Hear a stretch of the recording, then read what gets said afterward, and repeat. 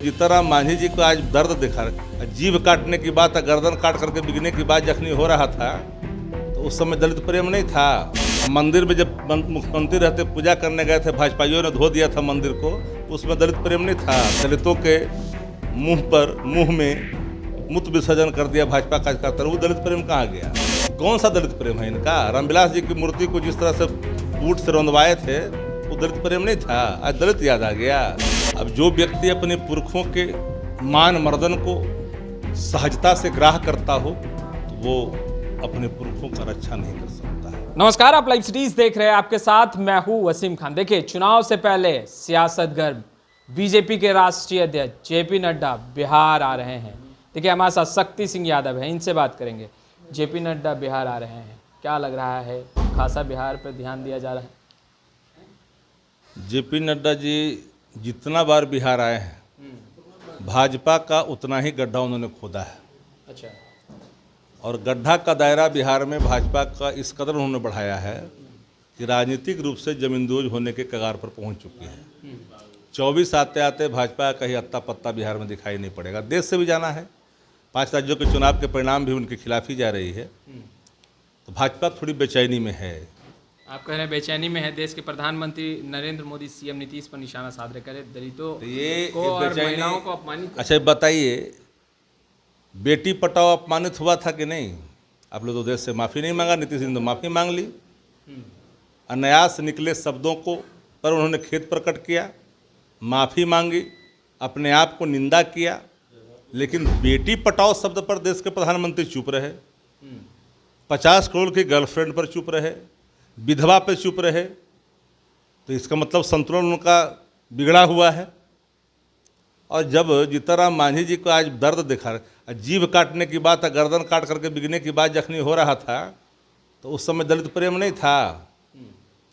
अब मंदिर में जब मुख्यमंत्री रहते पूजा करने गए थे, भाजपाइयों ने धो दिया था मंदिर को, उसमें दलित प्रेम नहीं था। मध्य प्रदेश में दलितों के मुंह में मूत्र विसर्जन कर दिया भाजपा कार्यकर्ता, वो दलित प्रेम कहाँ गया?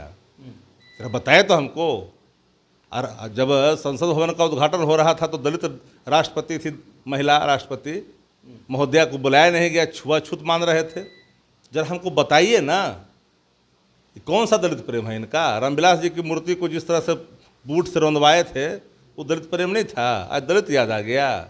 दलित की हिमायती है भाजपा। तो चिराग पासवान ने भी बोला कि भाई सीएम नीतीश कुमार ब्लैकमेल कर रहे थे और उन्हीं के द्वारा ये पूरा षड्यंत्र रचा गया था। अब जो व्यक्ति अपने पुरखों के मान मर्दन को सहजता से ग्राह करता हो, एक लालच में, तो वो अपने पुरखों का रक्षा नहीं कर सकता है, अपनी राजनीतिक विरासत की भी रक्षा नहीं कर सकता। चिराग लालची हैं। हमने क्या कहा कि जो हुआ वो दुखद था। बाबत भी ग्राह कर रहे हैं, उस घटना को पचा रहे हैं और बचा रहे हैं और अलग थोप रहे हैं। इससे बड़ी और कोई बात हो सकती है क्या गिरावट की? अच्छा, सवाल यह उठ रहा है छठ पूजा के बाद जिस तरीके से तस्वीरें निकल कर सामने आई कि आप लोगों से सरकार नहीं संभल रहा, दाएं दाएं हो रहा है। पहला राज्य है देश के अंदर में जहां फेस्टिवल शांति तरीके से निकली, फेस्टिवल के बाद शांति तरीके से निकली, प्रेम प्रसंग में जाने गई है। लाइन ऑर्डर से देख करके मत देखिए, दुखद घटना है, छोड़ेंगे नहीं। 2 लोग पकड़े गए हैं और अपराधी जो मुख्य हैं वह भी पकड़ के करीब हैं, वह भी बख्शे नहीं जाएंगे। लेकिन अब प्रेम प्रसंग को कानून व्यवस्था से जोड़ के देखिएगा। बीजेपी कह रही है कि नीतीश जी जब से आप लोगों के साथ आ गए हैं सुशासन। तब 5 लोगों की हत्या हुई थी मधुबनी में, एक क्षत्रिय परिवार के, तो उस समय नीतीश जी आपके साथ थे तो क्या हुआ था? मोतिहारी और बेतिया में, सुपौल में, नवादा में, पूर्णिया में, मुंगेर में, तो उसमें तो बड़ा अच्छा लग रहा था। कानून का राज का परिभाषा है, भाजपाइयों को पता है। कानून अगर उठता है तो कानून अपना काम करता है। कानून का राज उसे नहीं कहा जाता जहां अपराधी खुलेआम उत्तर प्रदेश की तरह घूमते हैं। बीजेपी तो कहती है कानून को आप लोग जूते से रेंगते हैं।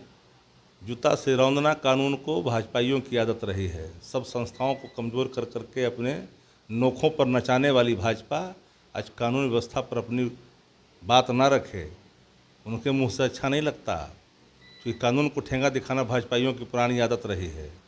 मणिपुर में देखे ना किस तरह से कानून को ठेंगा दिखाया गया, उत्तर प्रदेश में देखे नहीं कैसे हुआ, मध्य प्रदेश में देखे नहीं कैसे हुआ। भाजपा शासित राज्य दिखता नहीं है क्या? अगर है दम, चुनौती देते हैं, एनसीआरबी का रिपोर्ट सामने प्रकाशित करे गृह मंत्रालय, तब देखे कि बिहार के हमारा नंबर पर है। तो आपने सुना शक्ति सिंह यादव को। खैर इस वीडियो में इतना ही, आपका बहुत बहुत शुक्रिया।